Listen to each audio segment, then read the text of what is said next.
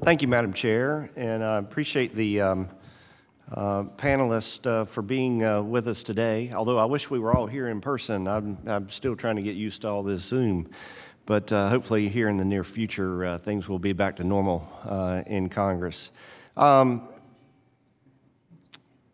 Southeastern North Carolina, and this is true all across the country, you have disasters. In southeastern North Carolina, we get hit with hurricanes, early freezes, too much rainfall just due to a regular thunderstorm that ends up flooding my district.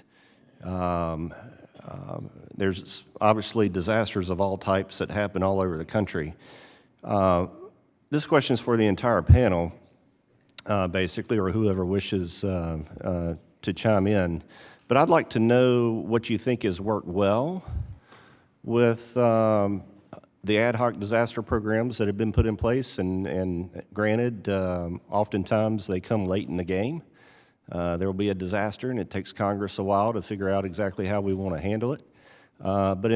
But those times when we have put ad hoc disaster programs in place, whether it's related to the pandemic or disaster or directly disaster related, I'd be curious what you think has worked well, and what you think has really been a real obstacle that Congress just never seems to get right. I'll just throw that open for anyone and everyone that wants to weigh in.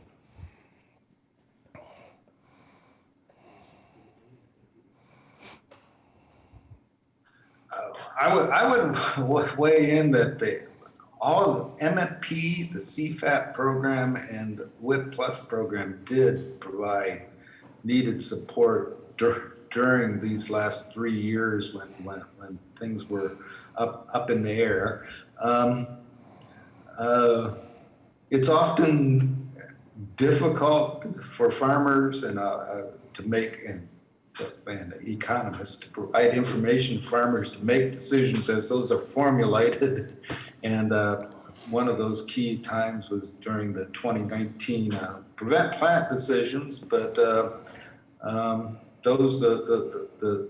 difficulty in making decisions when you don't know what the programs are is always something to consider, and having knowing what the policy is always, in my opinion, a good thing. Anybody else have an opinion?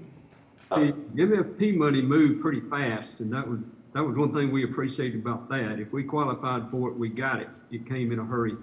The WHIP money, maybe not so much, and we might qualify for some money and then get factored down, and then the timeliness of it coming. Many farmers had already made some other arrangements before that WHIP money got to us. But thank y'all for everything you've done for us.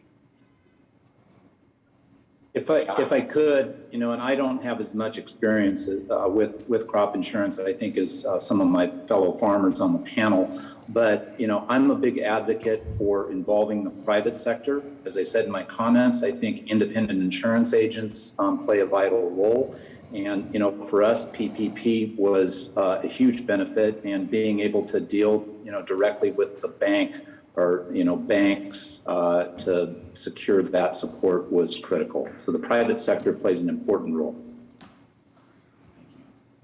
So I would chime in that a little bit to what Dr. Schnitke had said, that I can tell you that in 19 I was in an area that was severely affected by the flooding and drought, or the flooding and prevent plant. And those were very tough decisions to make, not knowing, and really crop insurance isn't bound until you plant the crop. So not having the crop planted and facing deadlines and trying to make decisions with that. So certainty definitely is important, and the faster and easier that you can make it and helping us through those decisions. And I sure can't complain through the implementation of some of the other programs, but that is a stressful time in a farm when you have situations like that. I'd have to agree with the other panelists here.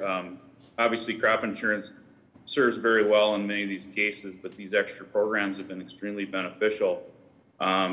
Me personally, on my farm, I applied for a WIP payment, and it took a long time to get that WIP payment. And in fact, it was on my 18 crop, and I didn't get it paid until just recently. So there's a long time in that lag time in there, I guess, would be my only complaint.